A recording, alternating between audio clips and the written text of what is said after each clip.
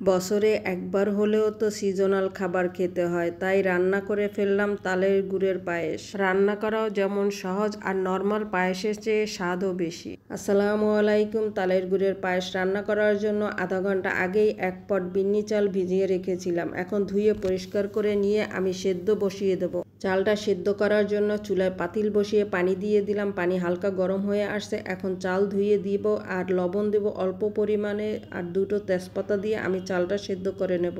গুড়ের যে কোনো জিনিসই হোক, পায়েস হোক, পিঠা হোক, আমি কখনোই গরম মশলা ব্যবহার করি না। গরম মশলা ব্যবহার করলে গুড়ের ঘ্রাণ নষ্ট হয়ে যায়। খুবই অল্প সময়ের মধ্যেই চালটা ফুটে নরম হয়ে গিয়েছে। এত তাড়াতাড়ি বিন্নি চাল সেদ্ধ হয় আমি আগে জানতাম না। যাই হোক, চাল সেদ্ধ হয়ে যেরকমেরই আমি চেয়েছি তার চেয়েও একটু নরম হয়ে গিয়েছে। যাই হোক, পানিটাও ঘন হয়ে গিয়েছে। আর সেই কাঙ্ক্ষিত জিনিস তালের গুড়। গুড়গুলো খেতেও খুবই মজা ছিল। খালি খালি আমি অনেকগুলো খেয়ে ফেলেছি, আর খুবই ঘেরান। গুড়গুলো গ্রাম থেকে আনা হয়েছে, একদম অর্গানিক। গুড়গুলো ভাঙার দরকার নেই, আমি এভাবে আস্তে আস্তেই দিয়ে দেবো। এগুলো গরম পেয়ে আস্তে আস্তে গলে যাবে। সাথে দিয়ে দেব কোরানো নারিকেল। এই নারিকেল 3-4 দিন আগেই আমি ডিপে সংরক্ষণ করেছি, সেখান থেকে একটা আন্দাজ নারিকেল আমি দিয়ে দেব।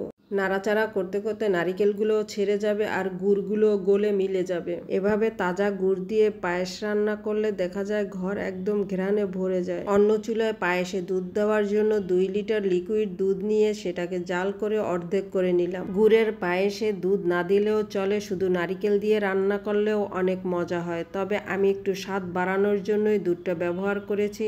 ইম্পর্টেন্ট পার্ট হলো এইটা, এখন আর নাড়াচাড়া বন্ধ করা যাবে না। নাড়াচাড়া বন্ধ করলে দেখা যাবে নিচে লেগে যাবে, তাই যতক্ষণ পায়েসটা না হচ্ছে এভাবেই নাড়াচাড়ার উপরে রাখতে হবে। পায়েসে বলক চলে আসছে, আমি আরো 10 মিনিটের মতো জাল করে নেব। এই মুহূর্তে কিছু বাদাম আর কিশমিশও দেওয়া যেত, তবে আমি এটা স্কিপ করেছি, কেননা গুড়ের পায়েসে গুড়, নারিকেল আর দুধ দিয়ে রান্না করলেই সবচেয়ে বেশি মজা হয়। অনেকেই ভাবতে পারেন শীতের সিজনে খেজুরের গুড় রেখে তালের গুড় দিয়ে পায়েস রান্না করা, এটা তালের সিজনেরই ভিডিও করা ছিল। পায়েসের এই টেক্সচার অবস্থায় আমি চুলা বন্ধ করে দেব। এটা ঠান্ডা হওয়ার পরে আরো ঘন হয়ে যাবে। চুলা থেকে নামিয়েই আমি কয়েকটা বাটিতে তুলে নিয়েছি। এখন সুন্দর উপর থেকে সর পড়বে, দেখতেও সুন্দর লাগবে। এই পায়েস গরম থাকা অবস্থায় খেলে এক রকমের স্বাদ, আর ঠান্ডা হলে অন্য রকমের স্বাদ। বাটিতে ভাগ ভাগ করে রাখলাম, গরম থাকা অবস্থায়ও খাবো, আবার ঠান্ডা হলেও খাবো। কেমন লাগলো তালের গুড়ের পায়েস অবশ্যই কমেন্টসে জানাবেন। সবাই ভালো থাকবেন, কথা হবে আবার কোনো নতুন রেসিপিতে। আল্লাহ হাফেজ।